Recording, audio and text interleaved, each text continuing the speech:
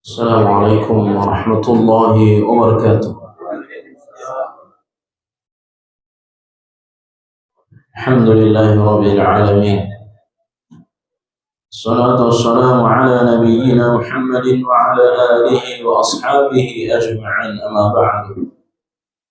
Qauluhu ta'ala, a'udzu billahi minasyaitonir rajim. Bismillahirrahmanirrahim.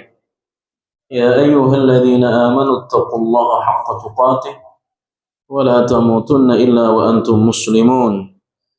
يا أيها الذين آمنوا اتقوا الله وقولوا قولا سديدا يصلح لكم أعمالكم ويغفر لكم ذنوبكم ومن يطع الله ورسوله فقد فاز فوزا عظيما فإن أصدق الحديث كتاب الله وخير الهدي هدي محمد صلى الله عليه وسلم وشر الأمور محدثاتها وكل محدثة بدعة kullu bid'atin dhalalah wa kullu dhalalatin finnar.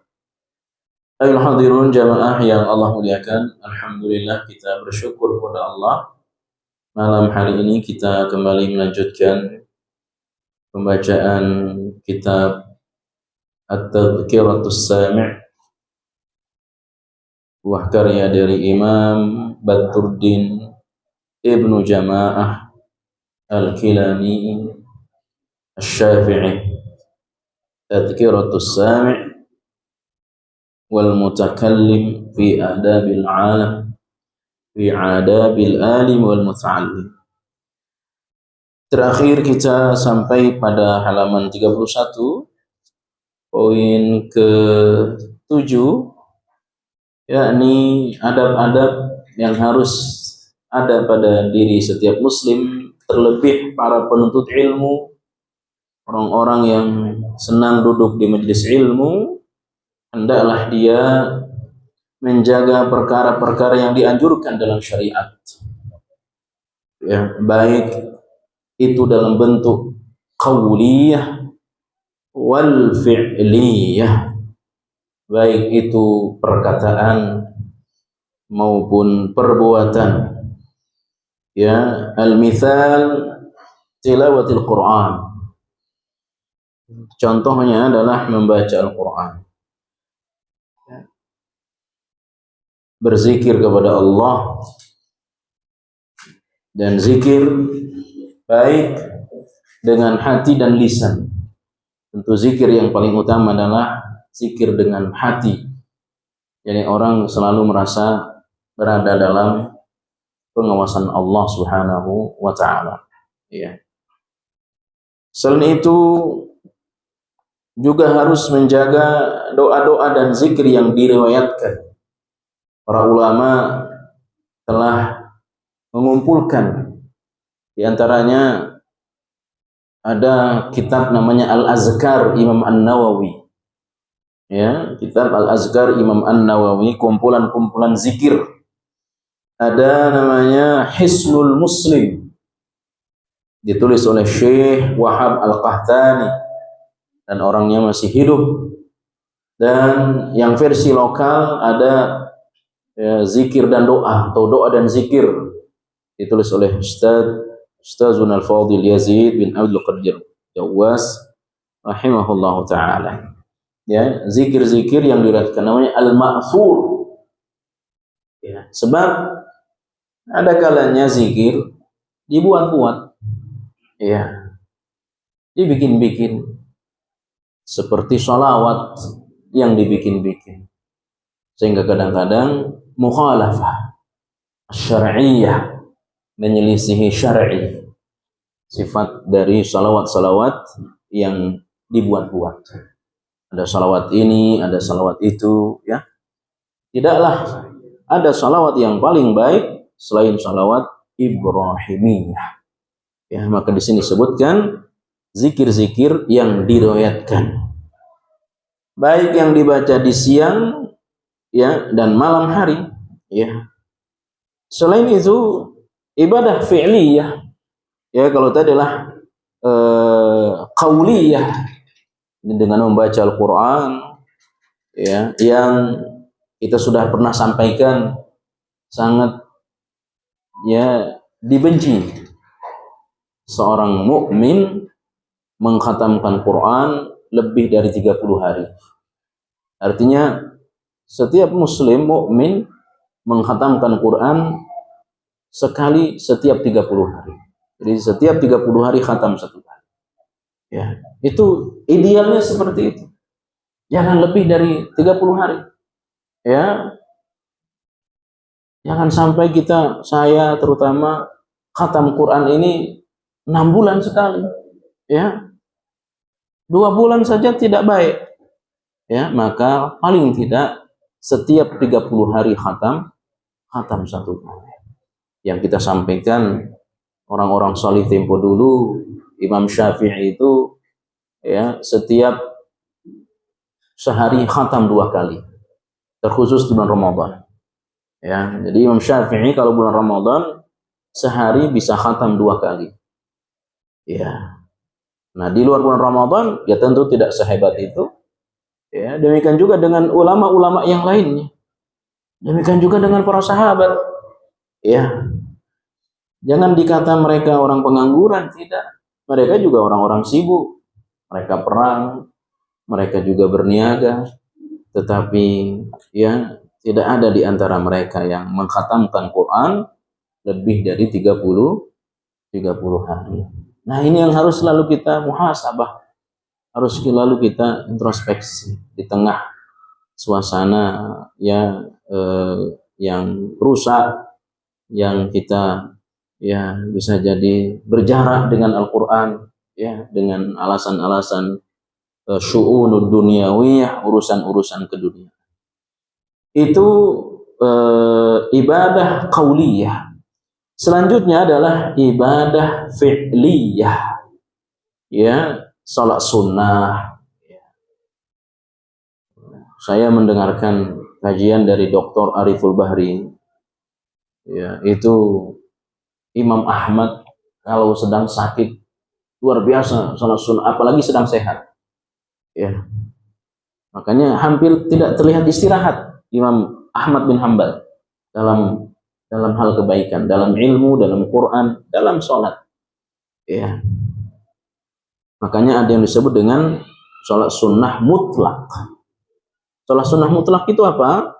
Ya, ini sholat sunnah yang dikerjakan kapan saja, selama bukan waktu yang terlarang. Ya, sholat syukur wudu. Ya. Jadi sholat sunnah.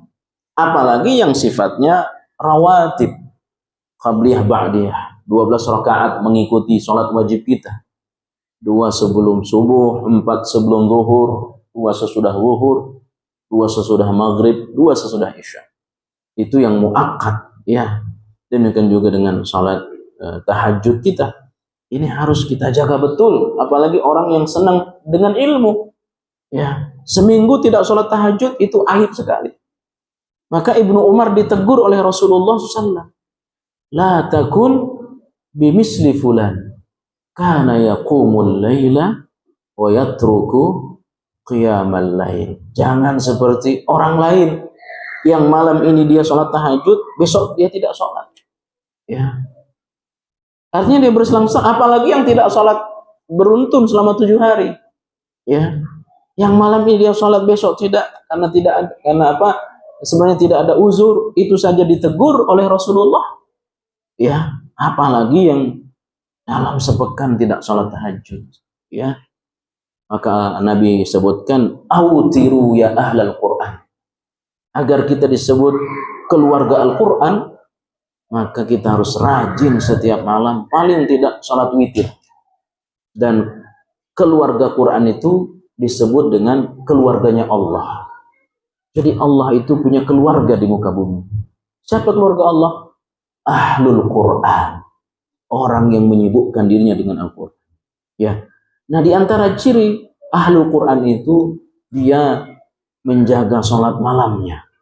Ya. menjaga salat malam secara rutin dan tentu panjang, ya, secara rutin dan panjang.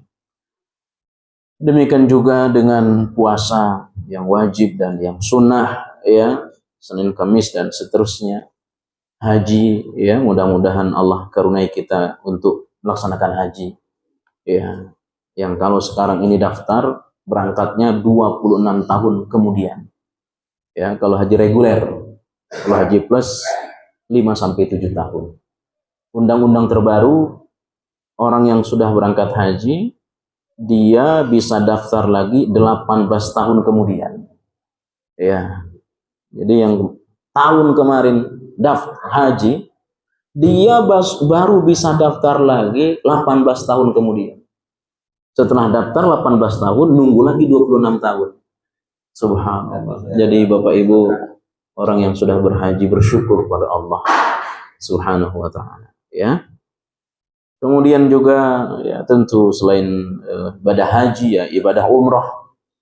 Ibadah umrah sesering mungkin, ya. Tabi'ul hajj wal umrah fa innahu yanfiyanil faqra, kata Nabi. Ikuti hajimu dengan haji berikutnya dan umrahmu dengan umrah berikutnya, karena, ya, keduanya itu menghilangkan kemiskinan. Orang yang sering umrah tidak akan pernah miskin. Itu jaminan dari Rasulullah sallallahu alaihi wasallam. Belum lagi keutamaan-keutamaan yang lain. Demikian juga dengan bersalawat kepada Rasulullah sallallahu alaihi wasallam, ya. Dan wujud salawat itu adalah bihubbin nabi, karena kita mencintai Rasulullah sallallahu alaihi wasallam, ya. Memuliakan dan menghormati beliau adalah wajib, sebagaimana Allah memuliakan dan menghormati Nabi kita.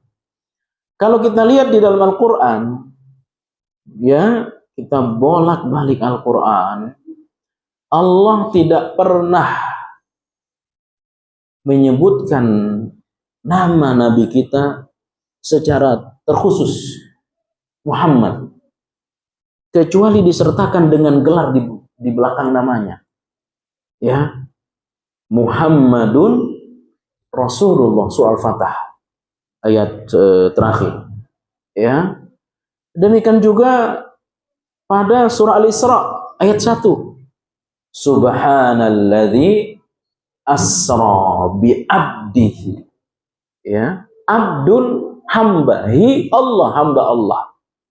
Jadi Allah tidak pernah menyebutkan Muhammad saja. Beda dengan Nabi Musa, beda dengan Nabi Ibrahim. Wa idh qala Ibrahimu li banihi. Demikian juga dengan Isa. Wa idh qala Isa bnu Maryam. Dan nabi-nabi yang lainnya. Tapi khusus Nabi kita, ketika disebut Muhammad, langsung disandingkan di belakang namanya gelar beliau.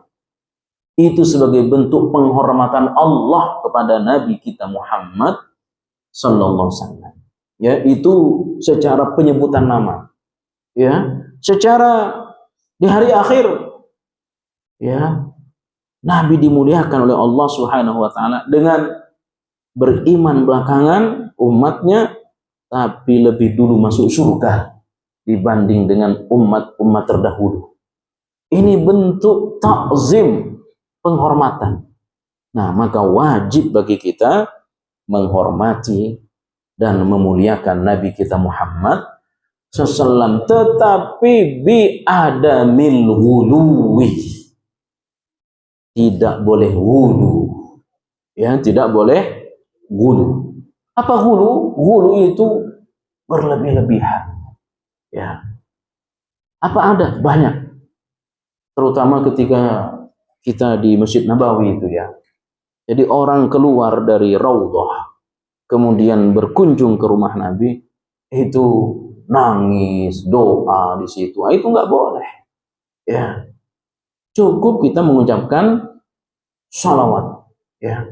Kemudian sampai nangis itu, mengusap-usap tembok rumah Rasul sallallahu alaihi wasallam, diusap, dikecup. Itu namanya ghulu, ya, berlebih-lebihan. Ya, jadi wajib kita mencintai Nabi, menghormati Nabi, tapi ada syaratnya, tidak boleh berlebih-lebihan. Iyyakum wal ghuluwa fa inna ahlaka man kanakum al ghulu. Hati-hati kalian berlebih-lebihan, karena berlebih-lebihan itu merusak orang-orang sebelum kalian. Dan ini yang terjadi ya pada sebagian umat Islam. Jangankan kepada Nabi, mohon maaf, kepada yang menyebut dirinya saja keturunan Nabi saja sudah berlebihan, apalagi kepada Nabi. Ya, kalau sudah ada gelar Habib, mohon maaf, itu sudah berlebih-lebihan. Ya, kalau cium tangan itu nggak sah kalau nggak bolak-balik cium tangan. Ya, dan itu kadang-kadang menjadi kebanggaan bagi yang menyandang gelar seorang Habib. Di Madinah itu, Pak, ada satu perkampungan dekat Masjid Qiblatain.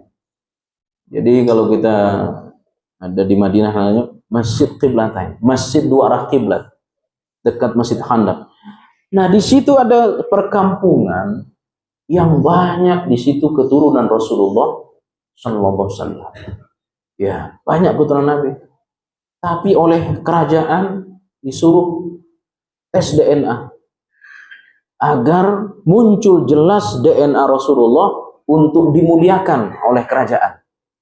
Ya, tapi mereka tidak mau. Jelas mereka keturunan Nabi, tapi mereka tidak mau.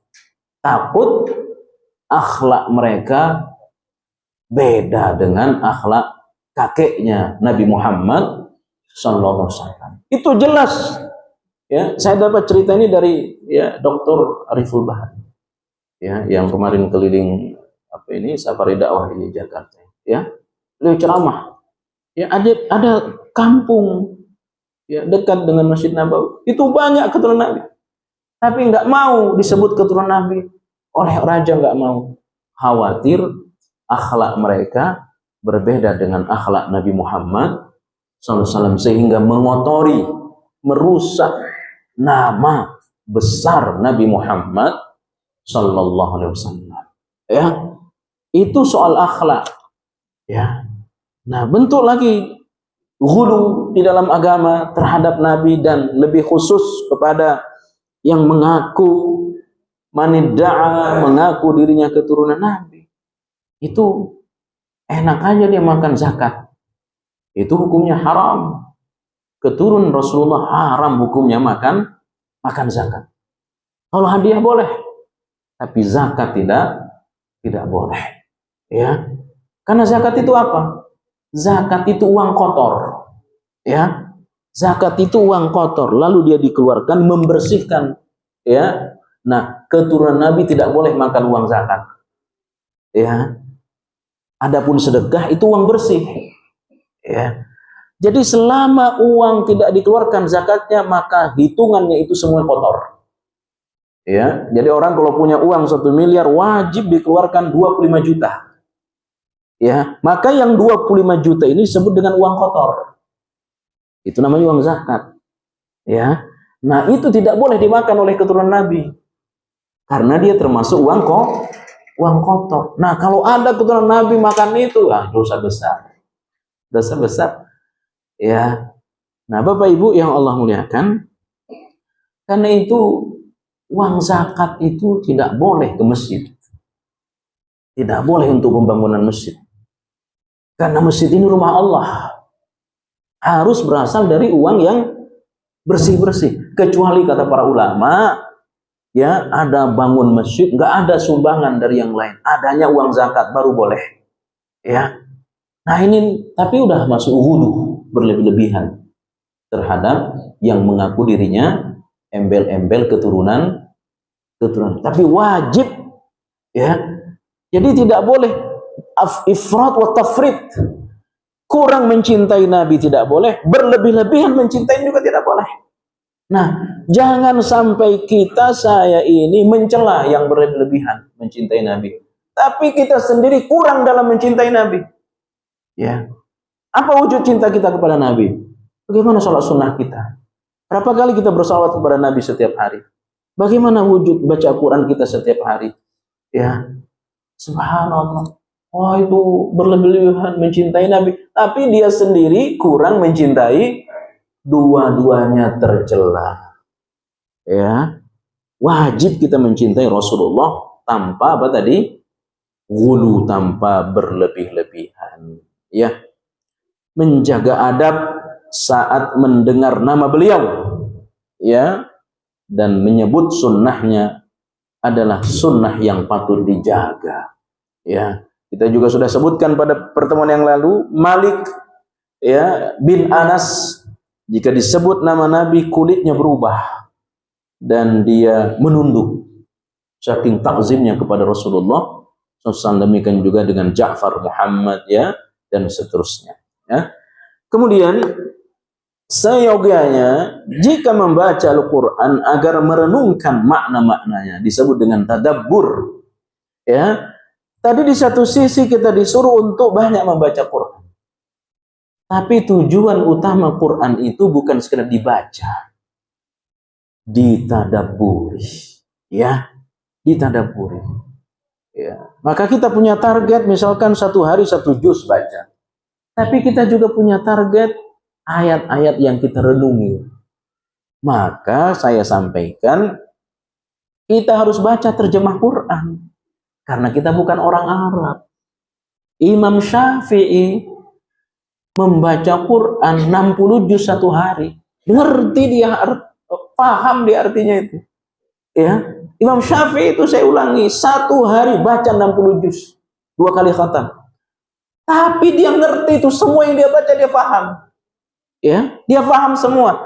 Artinya apa? Jangan sampai kita ini banyak membaca Quran tapi tidak mengerti. Jadi ada satu kesempatan kita banyak membaca, tapi kita harus juga punya waktu untuk mentadaburi. Kiat mentadaburi Quran apa? Baca terjemahannya, karena kita bukan orang Arab. Ya, kita bukan orang Arab. Setelah baca terjemahannya apa? Baca tafsirnya. Karena itu di rumah kita paling tidak ada satu buku tafsir, paling tidak tafsir Ibnu Katsir. Ya, ada buku tafsir di rumah kita. Ya. Nah, itulah pentingnya kalau kita ngerti bahasa Arab. Kita bisa ta'ammuk, mendalami isi yang terkandung di dalam Al-Quran. Ya, tidak masalah. Kita nggak paham Quran bahasa Arab. Sekarang kita dipermudah dengan terjemahan. Baca terjemahan. Ya, ditadaburi. Agar apa? Merenungkan makna-maknanya. Ya, perintah-perintah dan larangan-larangannya, janji pahala dan ancaman serta siksanya. Yang Hudzaifah bin Yaman bercerita, saya bermakmum ketika Nabi sholat malam. Ini menunjukkan bolehnya sholat tahajud berjamaah sesekali, tidak boleh sering. Saya bermakmum kepada Nabi, lalu Rasulullah, kata Hudzaifah bin Yaman, setiap kali sampai kepada ayat-ayat tentang siksa, beliau tidak melanjutkan ke ayat berikutnya sebelum beliau berlindung dari siksa tersebut. Begitu sampai pada ayat-ayat tentang surga, kasih sayang, beliau tidak melanjutkan pada ayat berikutnya sebelum beliau minta surga. Itu karena faham. Ya, nah kita ini saya kadang-kadang gak faham. Ya, akhirnya apa? Ya berlalu begitu saja. Padahal baru saja kita baca ayat tentang ya siksa neraka, baru saja kita baca ayat tentang ya kubur, tentang dahsyatnya padang mahsyar. Tapi kurang apa? Menyentuh pada diri kita. Kenapa? Karena kita tidak faham. Ya. Jadi perlu kita mentadaburinya agar kita faham. Ya. Nah, karena kita sekali lagi saya ulangi bukan orang Arab, kita ini bukan santri, ya mohon maaf ya baca saja terjemahannya, baca tafsir Mukatsir terjemahan ya. Hendaknya tidak melupakan ya sesudah menghafalnya. Ya, ini tugas berat. Jadi kalau sudah punya hafalan jangan sekali-kali dilupakan. Maka penghafal Quran itu paling berat menjaga hafalan. Ya, menjaga hafalan. Lebih baik jika dia mempunyai wirid rutin setiap hari yang dijaganya secara konsisten, yaitu zikir pagi petang kalau kita, ya. Secara rutin, ya, dia baca zikir-zikirnya paling tidak sore, Jumat sore, ya, kita jaga betul itu karena berkenaan dengan mustajabnya. Maka orang solih dulu, para sahabat, tabi'in, kalau sudah Jumat sore, biasa mereka nggak nerima tamu, ya. Mereka duduk sampai azan maghrib. Itu kebiasaan orang dulu, ya, karena mereka fokus berzikir di Jumat sore. Kenapa? Bertepatan dengan waktu mustajab. Demikian juga subuh. Nabi sesudah sholat subuh tidak langsung pulang ke rumah. Demikian juga para sahabat. Melainkan mereka zikir pagi. Sesudah itu baru mereka kemudian ngobrol. Ya tentu yang diobrolnya soal ilmu, bukan soal keduniaan. Ya, mengkhatamkan Al-Quran dalam seminggu yang tadi sudah saya sebutkan. Ya, jadi di antara zikir kita, di antara wirid kita itu mengkhatamkan Quran sepekan sekali. Itu katanya. Ya, jadi setiap seminggu khatam 1 kali. Ya, kalau kita ini rata-rata lah, ya, sebulan sekali, betul Pak, ya? Ya, sebulan sekali, insya Allah masih ringan lah, ya. Insya Allah Pak, ya. Ya, bagi yang diringankan oleh Allah. Ya, maka disebutkan barang siapa mengkhatamkan Quran dalam setiap 7 hari, maka dia tidak akan melupakannya sama sekali. Ya, maka ini tugas berat penghafal Quran. Ya, karena itu penghafal Quran itu hebat posisinya di sisi Allah Subhanahu wa taala. Kemudian ke-8, ya, hendaknya setiap mukmin, terlebih orang yang mencintai ilmu, senang dengan majelis ilmu, hendaknya dia bergaul dengan masyarakat dengan akhlak yang luhur, ya. Nabi bersabda, ittaqillaha haitsuma kunta. Bertakwalah kalian kepada Allah di mana saja kalian berada. Ya, Nabi perintahkan kita untuk bertakwa di mana saja berada. Nah, sesudah perintah bertakwa, Nabi ikuti dengan perintah wa khaliqin nasa bi khuluqin hasanin. Bergaullah dengan manusia, ya, dengan akhlak yang baik. Artinya apa? Orang beriman ini bagus dia mengurangi sosial. Ya, apalagi kalau umurnya sudah di atas 50 tahun. Orang salih dulu itu sudah jarang, tapi perlu sesekali kita nemuin orang, ya, ngobrol dengan orang. Nah, disitulah pentingnya akhlak yang mulia. Ya. Jadi wa kanu yukhalituna nas. Mereka juga biasa kumpul, tapi bisa dibedakan. Orang yang berilmu dengan yang tidak berilmu saat sudah ngumpul. Saat reunian, saat ada acara teman SMP, ngobrol, ngumpul teman SMA, teman sekampung, di situ bedanya mana yang berilmu dan yang tidak berilmu. Ya. Jadi penting, ya, bergaul. Tetapi kata ulama, ketika kita bergaul dengan mereka, justru akhlak kita terancam, justru bisa kita yang rusak, maka kita jaga jarak dengan mereka. Ya, tapi dengan sebab keberadaan kita di situ, kemudian paling tidak mereka malu mau menggibah, malu mau ngomong jorok, kita bagus tetap di situ. Ya, jadi kita harus jaga-jaga ini, ada dia nih nggak enak ngobrol macam-macam, ada dia, maka bagus kita ketemu dengan mereka. Tapi jika justru kita yang terbawa, hati-hati, lebih baik tidak ngumpul. Ya, nah, kedepankan akhlak yang luhur. Ya, di antara bentuknya adalah, ya, dengan ibtisam, berupa wajah yang berseri-seri, tidak cemberut kepada orang, ya, menebarkan salam. Orang mukmin, orang yang berilmu senang menebarkan salam. Ya. Orang beriman, orang yang berilmu senang memberi makan kepada orang lain. Ya. Jadi wajah berseri-seri, senang senyum, ya. Kemudian senang mengucapkan salam. Maka orang beriman itu, Pak, ya, tidak mungkin dia punya musuh. Orang beriman tidak mungkin punya musuh, kata para ulama. Kenapa? Karena dia senang mengucapin salam. Assalamualaikum. Selamat untuk kamu. Bagaimana saya akan marah kepada dia? Barusan saja saya doakan. Bagaimana dia mau marah kepada saya? Baru saja dia menjawab salam saya. Itu orang beriman. Ya, di antara manfaat fungsi dari salam itu untuk mencabut ghil, segala bentuk kebencian. Ya, selain senang mengucapkan salam, it'amut ta'am, senang memberi makan kepada orang.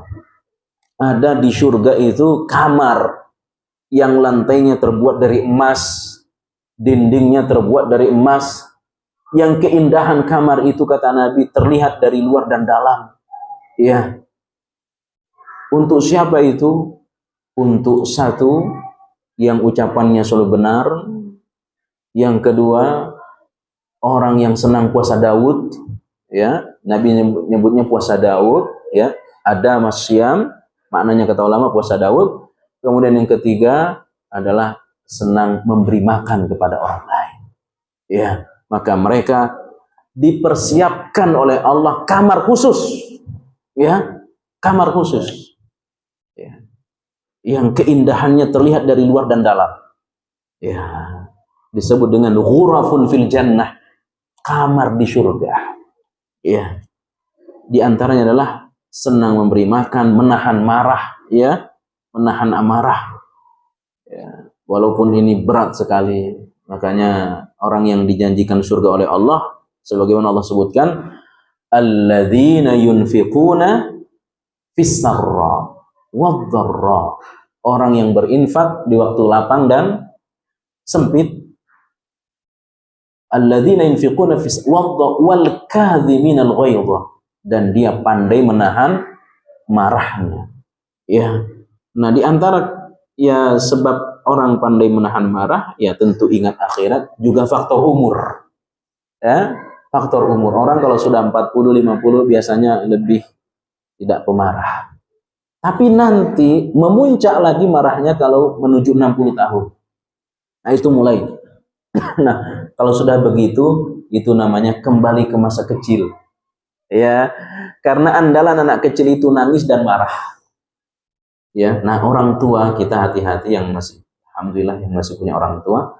Di antara sifat kebiasaan orang tua dalam konsep agama Islam, 60-70 tahun ke atas itu sensitif, senang marah.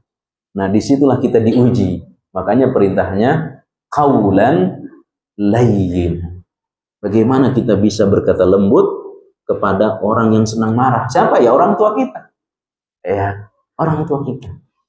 Nah, Bapak Ibu yang Allah muliakan, menahan gangguan dari mereka. Ya, jika kita tidak bisa berbuat baik pada orang lain, jangan sampai kita mengganggu mereka.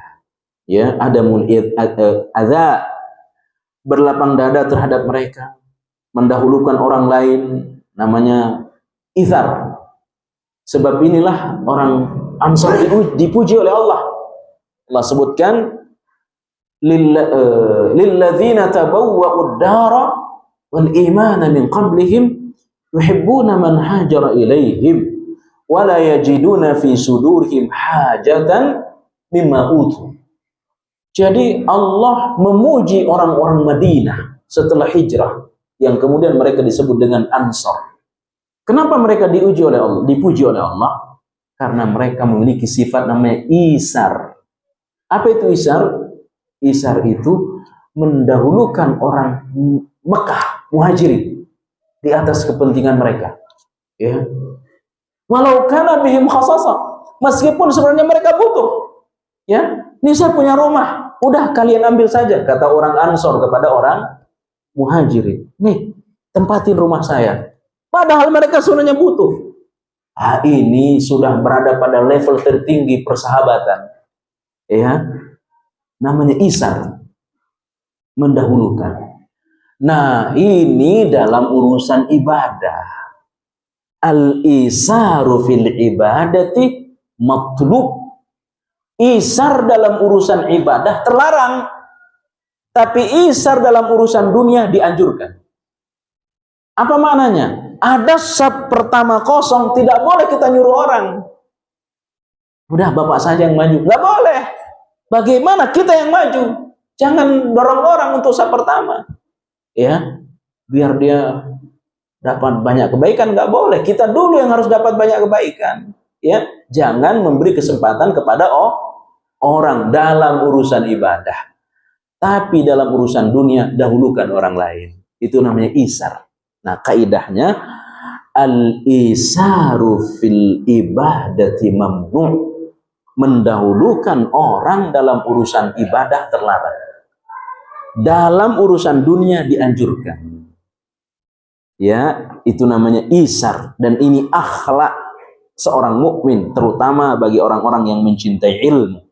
Mendahulukan orang lain dan tidak mementingkan diri sendiri. Ingat, dalam urusan dunia, dalam urusan ibadah tidak boleh. Ya, tidak boleh. Contoh kecilnya kata ulama, kalau ada saf pertama kosong, jangan kasih kesempatan orang. Kita dulu. Ya, ini kadang-kadang nyuruh bapak-bapak, nggak boleh nih Pak. Nggak boleh dalam urusan agama. Ya. Memaafkan dan tidak banyak menuntut hak, ya, berterima kasih atas kebaikan orang lain. Nah, ini kita, setiap orang yang punya jasa kepada kita, jangan lupa membaca jazakallahu khairah. Ini tuntunan dari Nabi. Ya, jangan lupa itu Pak.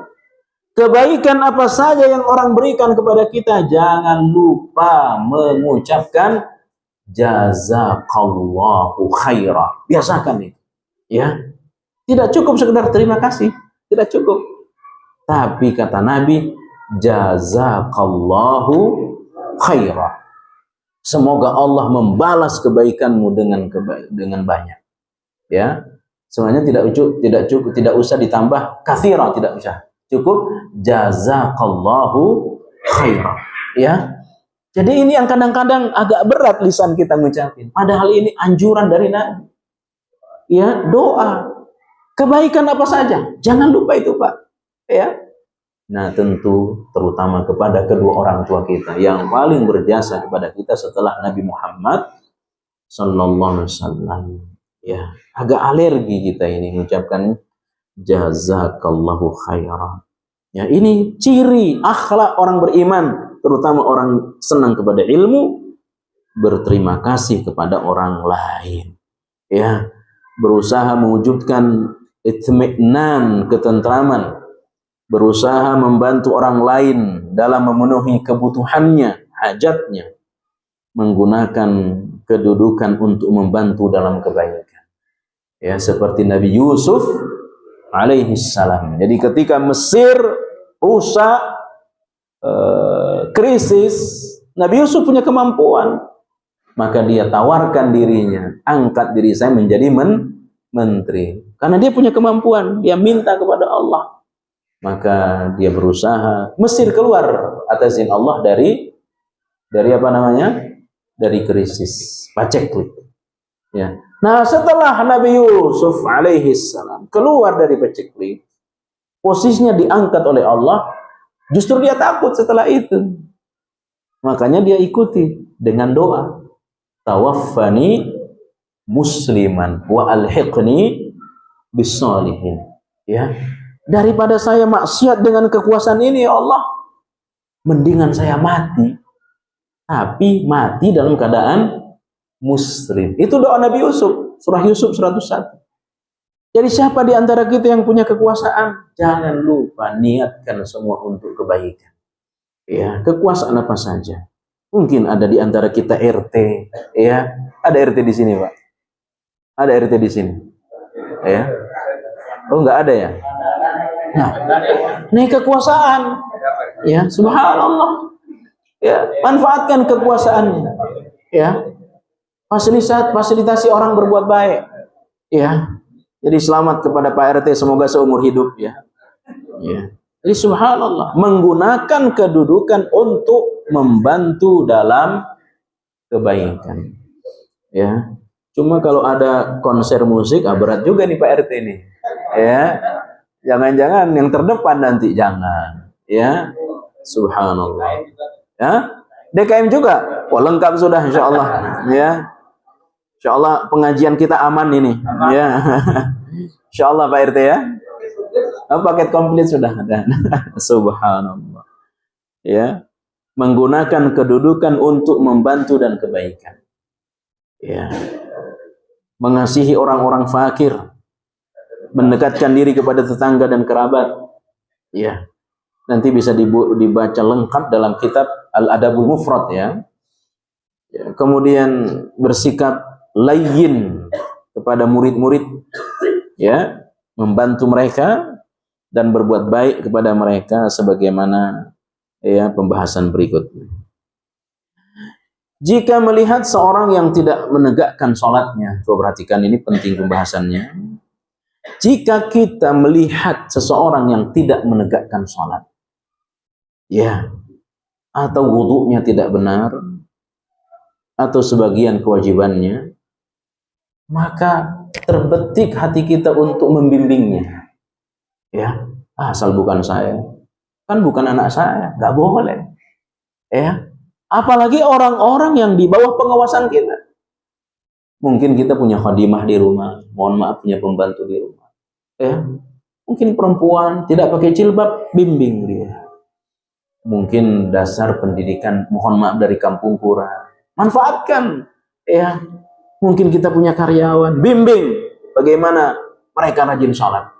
Ya, jadi ya, ini penting pembahasan ini. Jika kita melihat seseorang yang tidak menegakkan sholatnya, ya, bersucinya tidak benar, ya, atau sebagian kewajibannya belum menutup auratnya, ya, dia terpanggil untuk membimbingnya. Tapi ingat, membimbingnya dengan kasih sayang, ya, dan lemah lembut. Apalagi itu anak yatim, ya, apalagi itu anak yatim.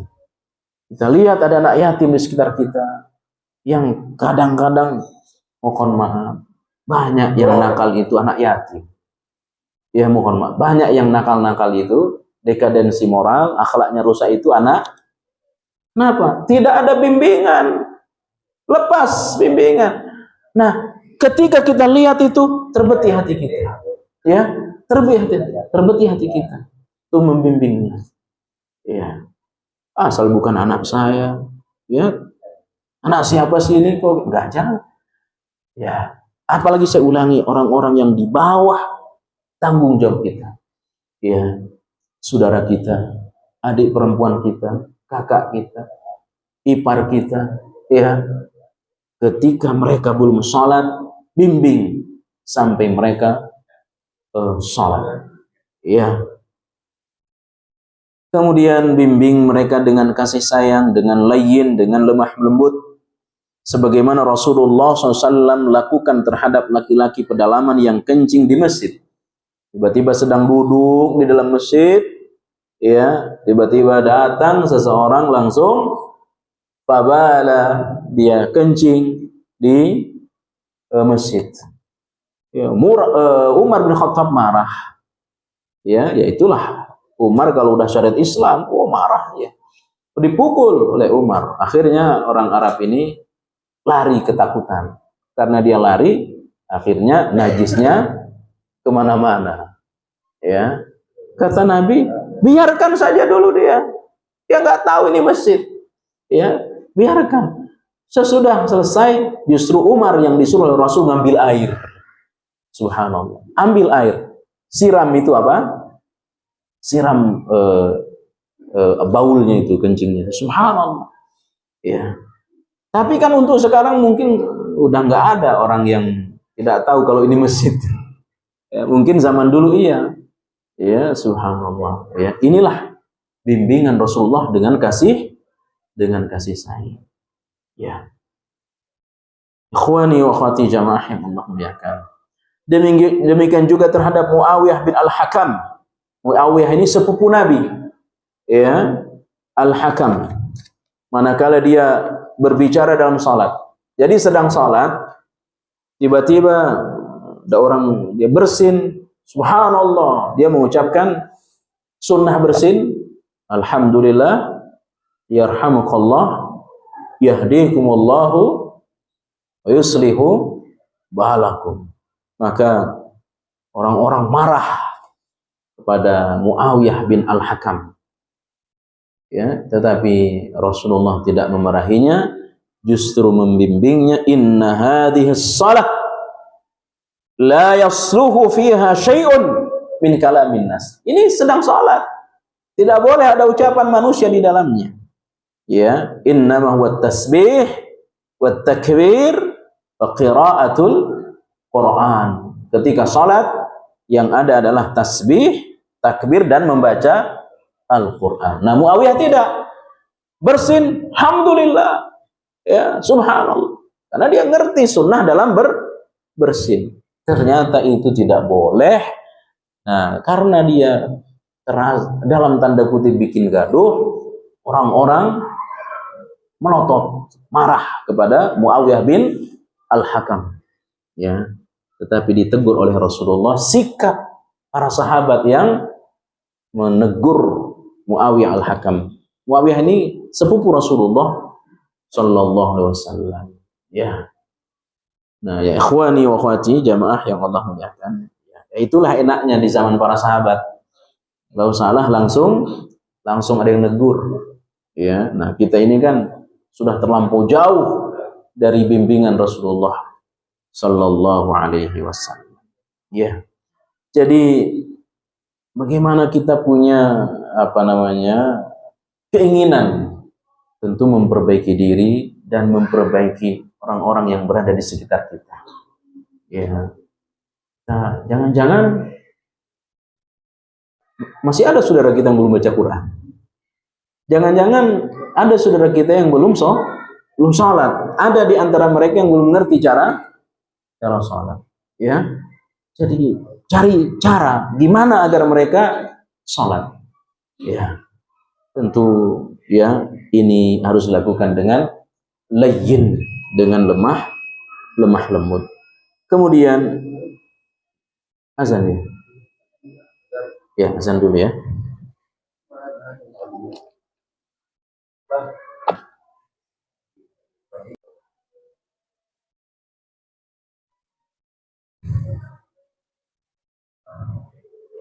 Poin berikutnya sebelum kita iqamat sambil menunggu waktu adalah di dalam bahasa tazkiyatun nafas disebut dengan tahalli, tajalli. Tahalli artinya mengosongkan diri dari sifat-sifat tercela. Namanya tahalli. Kemudian tajalli itu mengisi jiwa dengan hal-hal terpuji. Ya, kita buang sejauh-jauhnya sifat-sifat buruk di dalam diri kita, kemudian kita isi dia dengan hal-hal yang terpuji. Ya, jadi membersihkan batin dan lahirnya dari akhlak-akhlak tercela, kemudian tajalli mengisinya dengan akhlak terpuji. Artinya apa? Orang berilmu itu akhlaknya harus lebih baik dari yang tidak berilmu. Ya. Orang yang ngaji sunnah, ucapannya harus lebih terjaga daripada yang tidak. Ya. Jadi kalau akhlak kepribadian kita ini sama dengan yang belum ngaji, ya apa bekas ilmu pada diri kita? Ya, kita bisa bandingkan dari dulu kita yang belum ngaji dengan yang setelah ngaji ini seperti apa. Ya, itu diantaranya adalah dengan kebersihan hati. Ya, dengan kebersihan hati. Di antara akhlak-akhlak yang tercela ya adalah al-ghadab, yakni benci, hasad. Ya. Kemudian al-ghadabu li ghairillah, marah bukan karena Allah. Jadi di sini ada ungkapan marah bukan karena Allah. Tapi kalau marah karena Allah, itu dianjurkan. Ya, kita marah anak kita nggak sholat, lalu kita pukul usia 10 tahun, nah itu sunnah hukumnya. Kita marah kepada anak sampai kepada dipukul. Ya. Kemudian marah kalau ya istri masukkan laki-laki yang bukan mahram, marah karena Allah, itu sunnah hukumnya.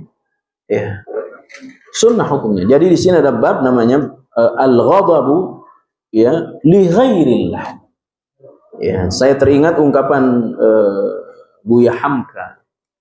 Ya, kalau orang tidak memiliki rasa marah kepada agamanya, kata beliau, itu kedudukannya sama saja dengan binatang. Ya, itu ungkapan terkenal dari Buya Hamka. Jadi Rasul bukannya tidak marah, Rasul itu pernah marah.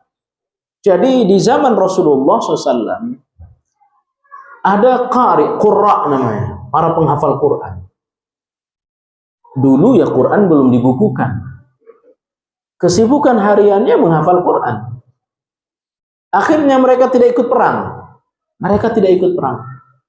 Nah, sebagian ikut perang. Nah, mereka dicela. Dasar kerjaan, mohon maaf, besarin perut aja. Ya. Bukannya ikut perang, ya. Mereka biarkan teman-temannya ikut perang, karena perang saat itu belum fardu ain, masih fardu kifayah, seperti perang Badar, perang Uhud.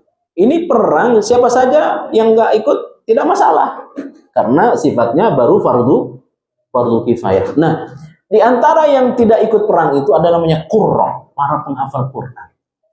Dicela. Dasar makan aja diperbanyak, tidak ikut perang. Itu kedengaran oleh Rasulullah, marah Nabi, Pak. Maka yang ngomong itu, yang bicara seperti itu, diikat. Lalu ditarik dengan kuda. Ya, mereka diseret dengan kuda karena marahnya Rasulullah Sallallahu Alaihi Wasallam. Jadi kalau ada syariat Allah dicela kita tidak marah, itu nggak boleh. Ya, tetapi seperti apa marah kita, ya itu diatur dalam agama. Apakah harus demo, apakah harus ya, itu kan tentu pelampiasan marah yang tidak benar. Ya, insya Allah kita lanjutkan pertemuan berikutnya pada halaman 34 poin, masih dalam poin ke-9 ya. Mudah-mudahan Allah berikan kesehatan kepada kita, Allah sempatkan kita, dan mudah-mudahan Allah membimbing kita. Barakallahu fiikum, subhanakallah bihamdik, asyhadu an la ilaha illa anta astaghfiruka wa atubu ilaik. Wassalamu alaikum warahmatullahi wabarakatuh.